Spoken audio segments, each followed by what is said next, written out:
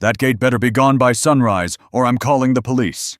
Diane Sutherland screamed it straight into my face from less than 3 feet away, her voice shaking with fury and imagined authority. I stood there, holding my original deed in one hand, dust still on my boots from finishing the 10-foot gate that morning. My phone sat in my jacket pocket, recording every threatening word as she waved her HOA bylaws binder like a weapon. The county survey report in my truck proved that the gate sat entirely on my land, outside the boundary of her association. 18 years as a hydraulic engineer taught me to verify twice and document everything, which meant her recorded rage would be perfect evidence for the countersuit I'd file, if necessary. The letter had arrived 3 months earlier on a Sunday morning in June. I was standing in my front yard, coffee mug in hand, watching the sunrise reflect off the surface of my man-made lake. The water was perfectly still, mirror smooth, the way it always was before the wind picked up around 9 a.m. I'd built that lake myself over the course of 2 summers back in 2018, digging out 8/10 of an acre with rented equipment and my own sweat. The property was 5.2 acres total, purchased in 2017 when I took early retirement at 40. This was supposed to be my peaceful project, something permanent and mine. The envelope in my mailbox that morning had Lakeside Meadows HOA printed in the corner, which seemed odd because I'd specifically bought land outside any association boundaries. The letter was short, just 4 sentences, but every word felt like a threat. Your man-made lake is community property under HOA bylaws. Access must be granted within 14 days. Failure to comply will result in legal action. Please contact the board immediately to discuss access arrangements. I read it 3 times, each time feeling my chest tighten a little more. There was no greeting, no signature, just a demand typed in Arial font and printed on HOA letterhead. I walked back inside, pulled out the deed from my filing cabinet, and spread it across the kitchen table. The property description was crystal clear. Lot boundaries were marked, surveyed, and recorded with the county in March of 2018. My eastern boundary was 47 feet west of the HOA's jurisdiction line. The lake sat entirely within my property, at least 200 feet from the nearest HOA-controlled land. There was no ambiguity, no gray area, no historical easement. It was mine. I spent that afternoon walking the perimeter, checking every boundary marker with my old survey map. The iron stakes were still in place, slightly rusted, but unmoved. I took photographs from 4 angles, making sure the GPS coordinates were embedded in each image. Near the lake's edge, I noticed something I'd installed years ago, back in 2019 when a few neighbors had asked about fishing access. A small wooden sign, weathered but still legible. Private property. No trespassing. I'd put it up politely after explaining that I preferred to keep the lake private, and everyone had respected that, until now. I photographed the sign too, noting the date stamp August 14th, 2019. It proved I'd been asserting ownership long before this letter arrived. Drop a comment below and let me know where you're watching from. Monday morning, I drafted a response email to the HOA board. I kept it polite but firm, attaching a scanned copy of my deed and referencing the survey coordinates. Thank you for your letter. However, my property and the lake are located entirely outside Lakeside Meadows HOA boundaries, as documented in the attached county deed. I have no obligation to provide access. Please update your records accordingly. I hit send at 8:30 a.m. and assumed that would be the end of it. Reasonable people, presented with facts, usually back down. By Wednesday, I had my answer. Diane Sutherland called my cell phone at 7:15 p.m., her voice tight and assertive. "We need to discuss this like reasonable neighbors," she said. Though nothing about her tone felt reasonable, I explained the boundary situation again, slower this time, referencing the deed and survey. There was a long pause before she responded. "Boundaries can be unclear. We'll be sending formal documentation." She hung up before I could reply. 2 weeks later, a thick envelope arrived, 8 pages, printed on law firm letterhead, citing covenant ambiguity and historical access patterns. The letter claimed that because the lake was visible from HOA properties, and because community members have expressed interest in shared amenities, there was a basis for negotiating access rights. It was all nonsense, legal-sounding words with no actual foundation, but it was clear they were escalating. I read through it twice, highlighting the phrases that stood out. Unclear boundary markers, potential for good faith resolution, avoidance of costly litigation. It was a bluff, designed to intimidate me into giving up something I legally owned. Instead of responding immediately, I did what I always do. I gathered more data. I contacted a local surveying company and paid $1,200 to have an independent crew confirm every stake and line. They spent 6 hours on site and delivered a certified report 3 days later, confirming 100% of the lake sat within my boundaries. While I waited for the survey results, I started digging into public records. It's amazing what you can find when you know where to look. Diane Sutherland wasn't just the HOA president. She was also a property owner with financial stakes in the area. According to county records, she'd purchased 3 vacant lots in late 2023, right along the eastern edge of the HOA boundary, the side closest to my lake. Total purchase price, $680,000. The lots were currently undeveloped, but the timing was suspicious. If my lake became a community amenity, those lots would jump in value overnight. Lakefront property, even if the lake wasn't technically on HOA land, would sell for 15 to 20% more. Suddenly, her insistence on access made a lot more sense. This wasn't about community spirit. It was about real estate profit. I saved the property records, cross-referenced them with HOA board meeting minutes posted online, and started building a timeline. She'd purchased the lots in November 2023. The first letter demanding lake access arrived in June 2025. 18 months to plan, and now she was making her move. The certified survey report arrived on a Thursday afternoon in early July, sealed in a manila envelope with the county surveyor's stamp embossed on the front. I opened it, standing at my kitchen counter, spreading the pages out next to my original deed for comparison. Every measurement matched. Every boundary marker was confirmed in place. The lake sat entirely within my property lines, with 47 feet of clearance to the HOA boundary. The surveyor had included photographs of each iron stake, GPS coordinates, and a signed certification that met state legal standards. It was ironclad proof, the kind of documentation that ends disputes before they reach a courtroom. I made copies that evening, filed the originals in my safe, and prepared one set for what I knew was coming next. What I didn't expect was how fast Diane would escalate. On Saturday morning at 9:45 a.m., I was outside checking the water pump near the lake's inlet when I heard voices. 3 people were standing just outside my fence line, about 30 feet from where I was working. Diane Sutherland stood in the center, flanked by 2 others I recognized from HOA newsletters as board members. One of them, a man in his 60s wearing a golf shirt, was holding up his phone, taking photographs of my lake. The other, a woman with a clipboard, appeared to be making notes. Diane was pointing at different sections of the shoreline, gesturing broadly as if she were conducting a site inspection. I walked toward them slowly, keeping my steps measured and my expression neutral. When I got within speaking distance, Diane turned to face me with a tight smile that didn't reach her eyes. "We're just documenting the property for our records," she said, her tone clipped and official. "Community planning purposes." I glanced at the man with the phone, who was now zooming in on my dock. "You're on the wrong side of the fence," I said quietly. "This is private property, and you don't have permission to photograph it." Diane's smile disappeared. "We're standing on public easement," she snapped back, though her eyes flicked toward the fence line as she said it, a tell that she knew exactly how false that claim was. There was no easement, public or otherwise, anywhere near my lake. The woman with the clipboard stopped writing and looked uncomfortable. I pulled out my phone, opened the camera app, and started recording. "For my records," I said, echoing Diane's words back to her. "If you're here for community planning, I'd like documentation of that too."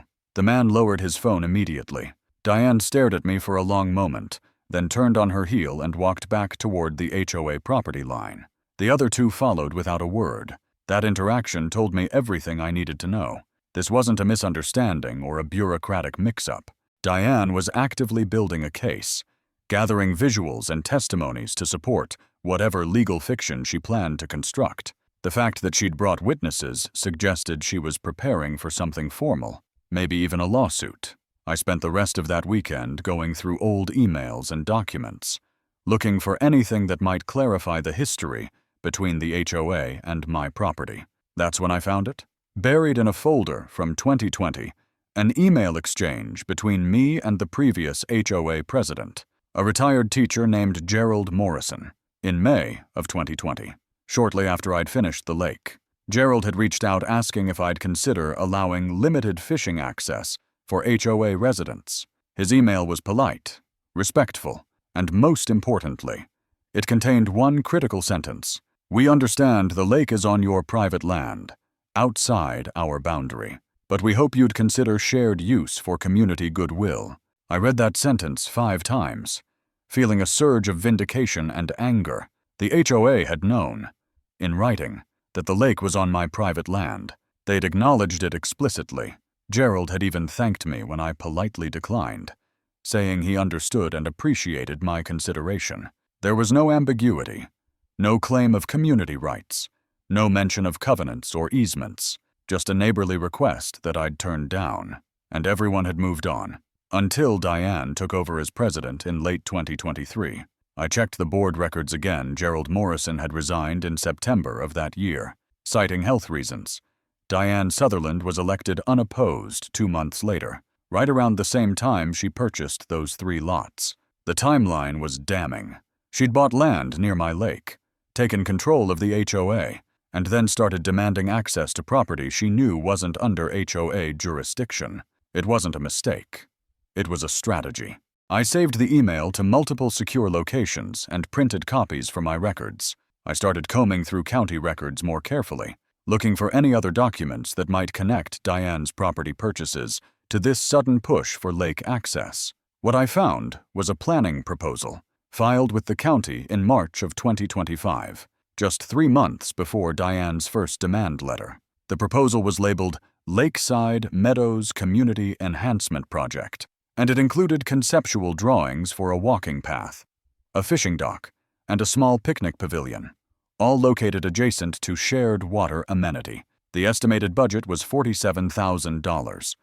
The drawings showed structures that would sit partly on HOA land and partly on what the proposal vaguely referred to as neighboring cooperative property. There was no signature from me, no agreement, no legal documentation granting access or cooperation. But the proposal had been submitted anyway, as if my consent was a formality that could be worked out later. I zoomed in on the site map included in the file. The proposed dock location was marked in blue, positioned almost exactly where my private dock currently stood. They weren't just asking for access, they were planning to build on my land. I took screenshots of every page and added them to my evidence folder. This wasn't overreach anymore. This was trespassing by blueprint, an attempt to claim my property through paperwork and assumptions. And the fact that Diane had filed this proposal 3 months before even contacting me suggested she'd never intended to ask permission. She'd intended to create a bureaucratic fait accompli and force me to comply.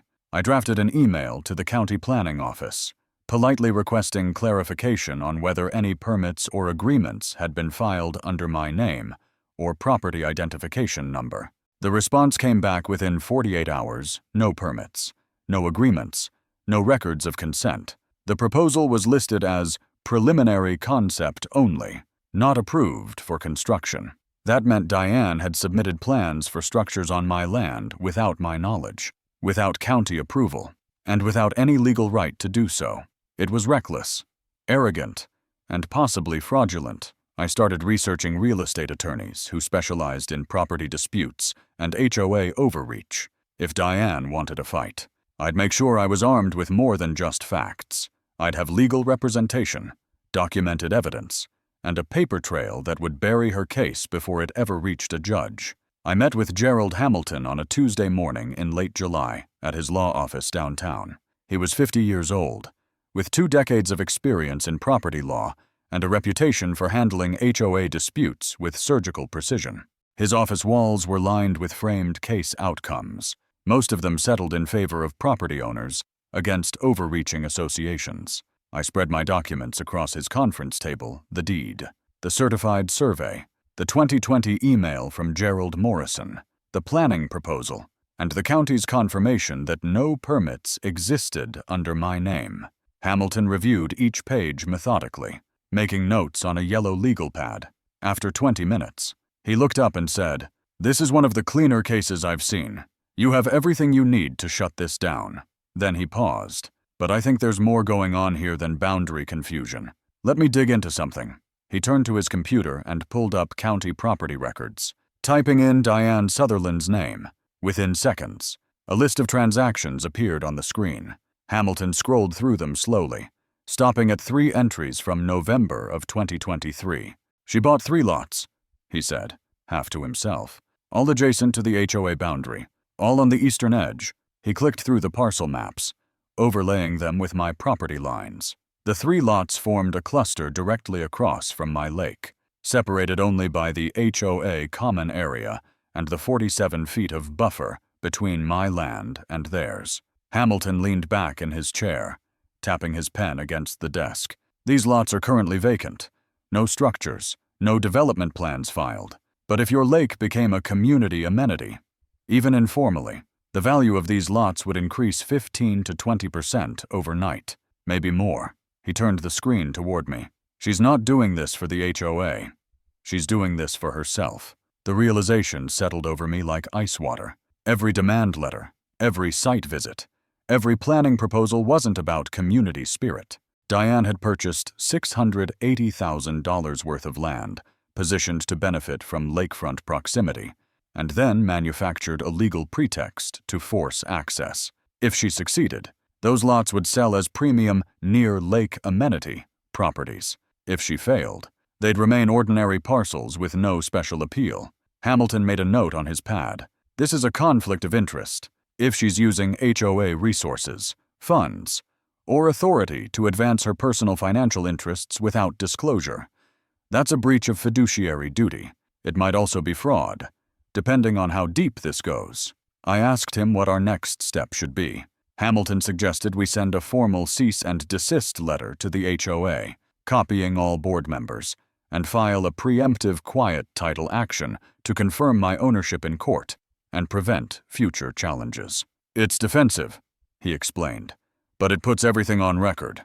If they want to keep pushing, they'll have to explain their position under oath." Hamilton drafted the cease and desist that afternoon, attaching copies of the key documents. The letter was blunt: my property was private. The lake was private.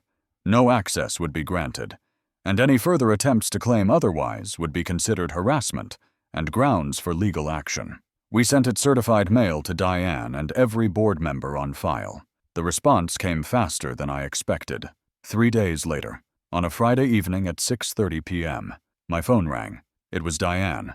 Her voice was tight, controlled, but I could hear the anger underneath. "Your lawyer's letter is unnecessary," she said. "We're just trying to work this out like neighbors." I stayed calm. "There's nothing to work out. The property is mine. The survey confirms it. Your own former president confirmed it in writing." There was a long pause. "The community deserves a voice in how resources are shared," she said, the words coming faster now. "We're trying to do what's right for everyone." I let the silence hang. "You filed development plans on my land without asking. You lied about public easements. That's not good faith." She hung up without another word. That phone call confirmed what I already suspected: Diane wasn't going to back down quietly. She'd invested too much, financially and reputationally, to just walk away. Hamilton had warned me about this. People who overreach don't usually retreat when confronted with facts. They double down, hoping to outlast or intimidate their opponent. Over the next week, I started noticing small changes. A few neighbors, people I'd waved to casually for years, stopped making eye contact when I drove past. One of them, a retired engineer named Tom, who lived 2 streets over, approached me at the hardware store and asked, quietly, if I was really going to keep the lake all to yourself. I explained the boundary situation briefly, but I could see doubt in his eyes. Someone had been talking, spinning a narrative that painted me as selfish and uncooperative. I checked community message boards that evening and found a post from an anonymous account, dated 3 days earlier. It claimed that a resident near the lake was blocking community access to natural resources and refusing reasonable compromise. The post didn't name me directly, but the implication was obvious. There were a dozen replies, most of them sympathetic to the anonymous poster, a few questioning why anyone would deny neighbors access to water. It was a coordinated smear campaign, subtle but effective, designed to shift public opinion and create social pressure before this ever reached a courtroom. I took screenshots of every post, noting the timestamps and usernames, and forwarded them to Hamilton with a simple message: "She's trying to bury me socially first. Keep this for discovery." Every whisper, every anonymous post, every attempt to isolate me was evidence of bad faith. And bad faith, Hamilton had told me, was something judges noticed. The quiet title action was filed on the first Monday of August. Hamilton's paralegal hand-delivered the paperwork to the county courthouse at 9 a.m., and by noon, the case was officially on the docket. The filing was straightforward, a request for the court to confirm my ownership of the property, including the lake, and to declare that no easements, covenants, or claims existed that would grant the HOA any rights to access or control. It was a preemptive strike, forcing Diane and the HOA to either respond with evidence or withdraw. Hamilton estimated the process would take 4 to 6 months if uncontested, longer if they fought back. But the filing itself sent a message I wasn't negotiating. I was taking this to court, and I had the documentation to win. 2 days later, I received a voicemail from someone I didn't expect to hear from. Patricia Reynolds, a board member I'd seen during that fence line confrontation, asked if we could meet privately. Her tone was cautious but sincere. We met at a coffee shop 20 minutes outside the HOA boundaries on a Wednesday afternoon. Patricia was 61, a retired schoolteacher with a reputation for being fair-minded and detail-oriented. She sat across from me with a folder of papers and a visibly uncomfortable expression. "I need to tell you something," she said quietly. "Not everyone on the board agrees with what's happening. Some of us weren't told the full story." She opened the folder and slid a printed email across the table. It was dated March 10th, 2025, sent from Diane to the board's private mailing list. The subject line read, "Lake Access Initiative Proposal." The body of the email outlined the community enhancement project, including the $47,000 budget and the dock construction plans. But what caught my attention was a line near the end, "Pending land access agreement with neighboring property owner." Patricia tapped the line with her finger. "That's a lie. There was no agreement. She told us you were cooperating." I read through the email twice, feeling a cold clarity settle in. Diane had misled her own board, fabricating cooperation to justify spending HOA funds on planning and legal fees. Patricia pulled out another document, a financial report from April showing $28,000 allocated to legal consultation and community planning. The funds had been approved by a narrow vote, with 2 board members abstaining because they hadn't been given enough information. "I abstained," Patricia said. Something felt off, but I didn't have proof. When your lawyer's letter arrived, I started asking questions. Diane shut me down every time, said it was confidential board business. She looked me in the eye. "I don't think this is about the community. I think this is about her property investments." I told her I knew about the 3 lots. Her face hardened. "She never disclosed that. If she's using HOA resources for personal gain, that's a breach. I've been on this board for 8 years, and I've never seen anything like this." Patricia agreed to provide copies of internal emails and meeting minutes, documenting how decisions were made and what information was withheld. Over the next week, she sent scanned files, board meeting notes from February and March, budget proposals, and most critically, a recorded vote log showing that Diane had pushed through the legal consultation budget without full transparency. One email chain revealed that another board member had asked directly if there was written consent from the property owner, and Diane had responded vaguely, saying it was being finalized. It was never finalized because it never existed. Every piece Patricia provided showed Diane had controlled the narrative, suppressed dissent, and maneuvered the board into supporting her personal agenda without their knowledge. I forwarded everything to Hamilton, who confirmed it would be critical during discovery if this went to trial. While Patricia was gathering internal evidence, I focused on the physical boundary. I contacted a construction cost estimator and got a formal quote, $18,500, for a 10-foot cedar gate with matching privacy fencing along the property line. I'd been putting off the project, for months, but Diane's escalating behavior made it necessary. I needed a physical boundary, something unmistakable and legally defensible. I hired the contractor on August 15th and scheduled the work to start the following Monday.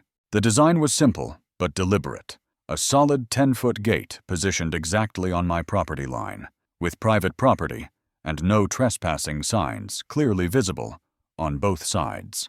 Hamilton confirmed the construction complied with all local zoning ordinances. No permits were required for fencing on private residential land outside HOA jurisdiction. The construction crew arrived at 7:30 a.m. on Monday, August 19th, and by Friday afternoon, the gate was complete. It stood 10 feet tall, stained deep walnut brown, with heavy-duty hinges and a keyed lock. On the front, facing the HOA side, I mounted a large metal sign, "Private property. No HOA access. Trespassers will be prosecuted." I was standing in front of the finished gate, inspecting the lock set, when Diane's car pulled up on the other side. She got out, stared at the structure for a long moment, and then walked toward me with her phone already raised. "This is illegal," she said, her voice shaking with barely controlled rage. "You can't block access like this." I stayed calm, hands in my pockets. "This gate is on my property. It's compliant with all local codes." She pointed at the sign. "That's harassment." I shook my head. "It's a statement of fact. If you have a legal objection, file it with the court." She took a photo of the gate, then another of me, her movements jerky and aggressive. "You think you can just do whatever you want," she said. "You're going to regret this." I pulled out my phone and started recording. "Is that a threat?" I asked evenly. She froze, realizing what she'd just said on camera, then turned and walked back to her car without another word. That evening, I uploaded the recording to a secure cloud account and sent the link to Hamilton with a timestamp and location tag. Diane had just made another mistake. Threatening me in front of a structure that was completely legal gave me more evidence of harassment and bad faith. Hamilton replied within an hour, "Perfect. Keep recording everything. If she keeps escalating, we'll add it to the case." I sat on my back porch that night, looking out at the lake through the trees, the new gate visible in the distance. For the first time in months, I felt a small sense of control returning. The boundary was clear now, not just on paper, but in wood and steel. Diane could rage all she wanted, but the gate wasn't going anywhere, and neither was I. The HOA filed its response to the quiet title action on September 3rd, exactly 14 days before the deadline. Hamilton called me that afternoon to say the document had arrived, and his tone told me everything I needed to know before he even started explaining. "They're claiming equitable easement," he said. "They're arguing that because the lake is visible from HOA properties, and because there's been historical community interest, they have a right to shared access based on equity and community benefit." I let that sink in for a moment. "Can they actually make that argument?" Hamilton's response was measured. "They can argue it. Winning it is another matter. Equitable easement requires proof of long-standing use, reasonable reliance, and usually some level of permission or acquiescence from the property owner. They have none of that, but it tells me they're not backing down. They're going all in." The court scheduled a mediation hearing for late September, a standard step before moving to trial. Mediation was supposed to be an opportunity for both sides to present their positions in front of a neutral third party and attempt to settle without the expense and time of a full court case. Hamilton and I spent the week before the hearing organizing the evidence into a clear, chronological presentation: the deed, the certified survey, the 2020 email, the unauthorized planning proposal, and the internal board emails showing Diane's misrepresentations. Every piece fit together, each document reinforcing the next, building a wall of proof that left no room for interpretation. Hamilton's approach was simple. Show them they had no case, then show them why fighting would only make it worse. The mediation took place on September 26th in a conference room at the County Administration Building. The mediator was a retired judge named Catherine Wells, a woman in her late 60s with a reputation for being firm but fair. Diane arrived with the HOA's attorney, a younger man in his 40s who looked uncomfortable the moment he saw the stack of documents Hamilton had prepared. Patricia Reynolds was there too, sitting at the back of the room as an observer, her presence a quiet signal that the board wasn't unified behind Diane anymore. The mediator opened by explaining the process. Each side would have 30 minutes to present their case, followed by a private session where she'd discuss settlement options. Hamilton went first. He spoke for exactly 45 minutes, methodically walking through the evidence and projecting key documents onto a screen mounted on the wall. Hamilton's presentation was surgical. He started with the deed and survey, establishing the boundaries beyond dispute. Then he pulled up the email from Gerald Morrison, dated May 7, 2020, and read the critical sentence aloud. "We understand the lake is on your private land, outside our boundary, but we hope you'd consider shared use for community goodwill." Hamilton paused, letting the words hang in the air. The HOA knew, in writing, 5 years ago. They acknowledged this property was private, and they made a polite request that was declined. There was no dispute then, because there was nothing to dispute. Then came the planning proposal filed in March, 3 months before Diane ever contacted me. Hamilton highlighted the phrase, "pending land access agreement with neighboring property owner," and turned to Diane's attorney. "This proposal references an agreement that never existed. Your client submitted development plans for structures on private property without permission and without legal standing." Next, Hamilton displayed the internal board emails Patricia had provided, showing that Diane had told the board the agreement was being finalized when no negotiation had ever taken place. "This wasn't a misunderstanding," Hamilton said. "This was deliberate misrepresentation to justify spending HOA funds." He clicked to the final slide, showing the property records for Diane's 3 vacant lots purchased in November 2023, positioned directly across from my lake. President Sutherland owned $680,000 worth of property that would increase in value by 15 to 20% if the lake became a community amenity. She never disclosed this conflict of interest to the board or to the members whose dues funded this legal action. The room was silent. Diane's attorney asked for a 15-minute recess. When they returned, his tone had shifted entirely. "We'd like to discuss withdrawal of the HOA's claim," he said quietly. Hamilton didn't move. "Withdrawal isn't enough," he said. "We want a full retraction of all claims, a written apology to be distributed to all HOA members, a commitment that no future claims will be made, and reimbursement of legal fees incurred to date." The attorney looked at Diane, who sat rigid in her chair, her face pale. "We'll need time to consult with the board," he said. Hamilton leaned forward. "You have until the end of this session. Otherwise, we proceed to trial, and everything we've presented today becomes public record. Every email, every undisclosed conflict, every misrepresentation will be entered as evidence, and we'll add claims for harassment, defamation, and abuse of fiduciary duty." The mediator called a private session with Diane and her attorney. Hamilton and I waited in the hallway. 20 minutes later, they returned. The attorney's face told the story before he spoke. "We agree to withdraw all claims," he said. "We'll draft a retraction letter and submit it for approval within 7 days. Legal fees will be reimbursed upon receipt of invoices." Hamilton nodded. "And the public apology?" The attorney hesitated, then nodded. "It will be included in the retraction, distributed to all members via mail, and posted on the HOA's official board." Diane didn't say a word. She stared at the table, her hands folded tightly in her lap, as her attorney gathered papers and prepared to leave. As they walked out, I caught Patricia's eye. She gave a small, almost imperceptible nod. The truth had done its work. Outside the building, Hamilton and I stood in the parking lot under a clear September sky. "That," he said, "is what happens when you have documentation." They couldn't argue with a single thing we showed them. I felt a weight lifted that I hadn't fully realized I'd been carrying. The fight was won. Diane had lost not because I'd outmaneuvered her, but because she'd built her case on lies, and I'd built mine on facts. The boundary was mine, the lake was mine, and now everyone knew it. The retraction letter arrived by certified mail on October 4th, exactly 7 days after the mediation, as promised. It was printed on official HOA letterhead and signed by both Diane Sutherland and the HOA's attorney.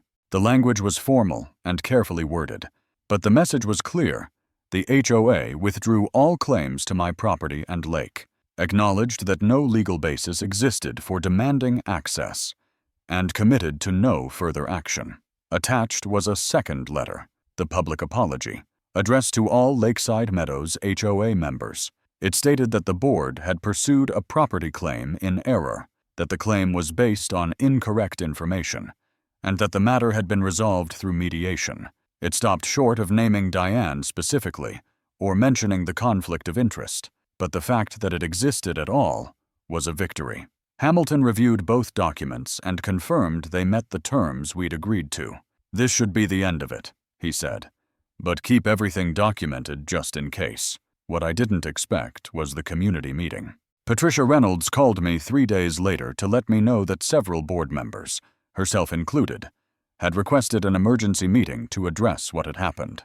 "People are asking questions," she said. "The apology letter went out, but it didn't explain anything.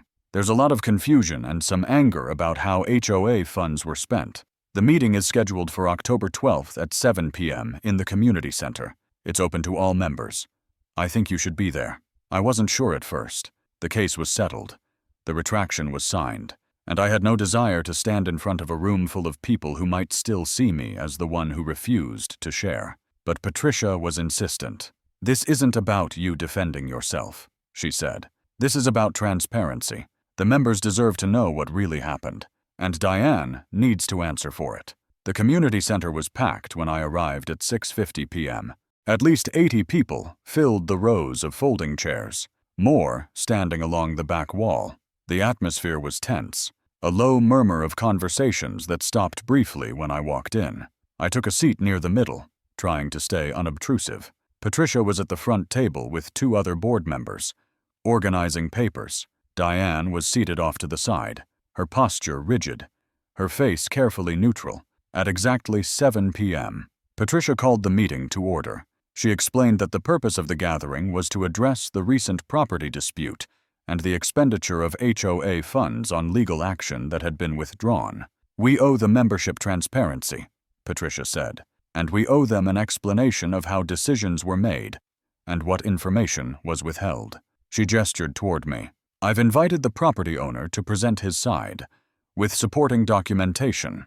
After that, we'll open the floor for questions." I stood and walked to the front, carrying a folder with copies of the key documents. My hands were steady, but I could feel the weight of 80 pairs of eyes watching me. I started by explaining the core facts: my property and lake were outside HOA boundaries, confirmed by a county survey. I showed the 2020 email from Gerald Morrison acknowledging the lake was on private land. Then the planning proposal Diane had filed 3 months before contacting me, complete with structures drawn on my land without permission. "This proposal referenced a land access agreement that never existed," I said. "The HOA spent $28,000 in legal and planning fees on this claim, funded by your dues, based on false information." I displayed the internal board emails showing Diane had misled other members about negotiations, then revealed the property records Diane owned 3 vacant lots positioned to benefit financially if my lake became a community amenity. But this conflict of interest was never disclosed to the board or to the membership. The room was completely silent. I could see faces shifting from confusion to understanding to anger. When I sat down, the room erupted. Questions came fast, directed at Diane and the board. Why weren't we told about the property purchases? Who approved spending without full disclosure? Did anyone verify the legal claim before filing? Patricia tried to manage the questions, but it quickly became clear that Diane was the target. One member, a man in his 60s who identified himself as a retired accountant, stood and asked directly, "President Sutherland, did you use your position to pursue a claim that would personally benefit your property investments?" Diane stood slowly, her face pale but defiant. "I was acting in what I believe to be the community's best interest," she said, her voice tight. The accountant wasn't satisfied. "But you didn't disclose your financial stake. That's a conflict of interest. How can we trust you were acting for the community and not for yourself?" Diane tried to respond, but her words came out evasive. "I don't think my property holdings are relevant," she said. But even as she spoke, people were shaking their heads. Patricia interrupted. "I move that we hold a vote of no confidence in President Sutherland's leadership," she said clearly. "Her actions have damaged this board's credibility and misused member funds. I believe it's time for new leadership." Another board member seconded immediately. The vote was called. Of the 73 members present and eligible to vote, 55 voted in favor of the no confidence motion. Diane sat down slowly, her hands trembling. "I resign," she said quietly, though no one had asked her to. Patricia accepted the resignation without comment. The meeting continued for another 20 minutes, with discussions about financial oversight and transparency reforms. But the outcome was clear. Diane had lost not just the legal case, but the trust and support of the community she'd tried to control. As people filed out, several members approached me to apologize or thank me for presenting the facts. Tom, the retired engineer who'd questioned me weeks earlier at the hardware store, shook my hand. "I'm sorry I doubted you," he said. "I didn't know the whole story." I told him it was fine, that I understood. Outside, Patricia caught up with me in the parking lot. "That took courage," she said, "but it needed to happen. The community deserves better than what Diane was doing." I thanked her for everything she'd done, for providing the documents, and for standing up when it mattered. As I drove home that night, past the HOA boundary and up the gravel drive to my property, I felt something I hadn't felt in months. Peace. The gate stood tall and solid in the moonlight, the no HOA access sign clearly visible. The boundary was respected now, not just legally, but socially. Justice wasn't just a court ruling, it was accountability, transparency, and a community choosing truth over loyalty to someone who'd abused their trust. The formal court order arrived 2 weeks later, on October 26th. It was a single-page document stamped with the county seal, declaring that my ownership of the property, including the lake, was confirmed without challenge or encumbrance. No easements, no covenants, no claims from any party. The language was dry and legal, but the meaning was absolute. The boundary was mine. The lake was mine, and no one could dispute it again. Hamilton called that afternoon to confirm receipt and to let me know the HOA had transferred $47,000 to his trust account, covering $32,000 in legal fees and $15,000 in compensation for the time, stress, and harassment I'd endured over 5 months. "That's the end of it," he said. "Legally, financially, and practically, you're done." I thanked him for everything he'd done, for his precision and his patience, and for believing in the power of documentation from the very beginning. The money arrived in my account 3 days later, but I didn't spend it right away. Instead, I drove to a local nursery and ordered 24 native shade trees, a mix of oak, maple, and birch, all species that would grow tall and strong along the property line. The landscaper I hired estimated it would take a week to plant them, spacing them evenly along the fence that ran parallel to the gate. The goal wasn't just privacy, it was permanence. I wanted a living boundary, something that would grow over the years and make it unmistakably clear where my land began and ended. The trees would outlast the gate, outlast the conflict, and outlast anyone who thought they could claim what wasn't theirs. I used $5,000 from the settlement to cover the cost, viewing it as an investment in peace and clarity. The planting was completed on November 7th, each tree staked and watered, their roots settling into soil that belonged to me.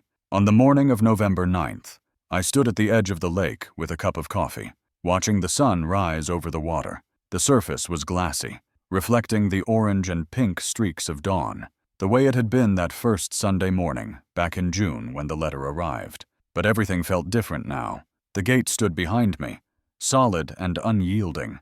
The no HOA access sign, weathered slightly but still clear. The young trees lined the property edge, their bare branches reaching upward, already beginning the slow work of growth. I thought about the last 5 months, the escalation from a single letter to a courtroom mediation, the discovery of lies and conflicts, the public reckoning that ended with a resignation and a vote. It had been exhausting, frustrating, and at times infuriating, but it had also been clarifying. I'd learned that boundaries aren't just lines on a map, they're principles, and defending them isn't stubbornness, it's self-respect. Patricia had called the day before to let me know the HOA had elected a new president, a retired civil engineer named Robert Jennings, who'd served on the board for years but never sought leadership until now. He's already implementing new bylaws, she said. Financial transparency, conflict of interest disclosure requirements, and a rule that any major legal action has to be approved by a majority vote of the full membership, not just the board. The reforms were a direct response to what had happened, a recognition that power without accountability leads to abuse. I was glad to hear it, not because I had any desire to rejoin the HOA or participate in their meetings, but because it meant the community had learned something. Diane's downfall hadn't just been personal, it had been instructive. The next person who tried to overreach would face a system designed to stop them before they got far. I finished my coffee and walked back toward the house, pausing at the gate to run my hand along the smooth cedar. It was more than a structure, it was a statement, a reminder that property rights matter, that documentation protects you when words fail, and that the law, when used correctly, is a shield for those who respect it. The lake reflected the morning light behind me, peaceful and undisturbed. I'd built it with my own hands, on land I'd chosen carefully, and I'd defended it with facts, patience, and the willingness to stand firm when someone tried to take what wasn't theirs. The boundary was clear now, not just legally, but in every sense that mattered. And that clarity, hard-won and documented down to the last receipt, was worth more than any amount of money or goodwill. If this story resonated with you, if you've ever faced someone who thought they could ignore boundaries or twist the truth to get what they wanted, remember this documentation is your best defense. Patience is your strategy, and the truth, when backed by evidence, will always outlast a lie.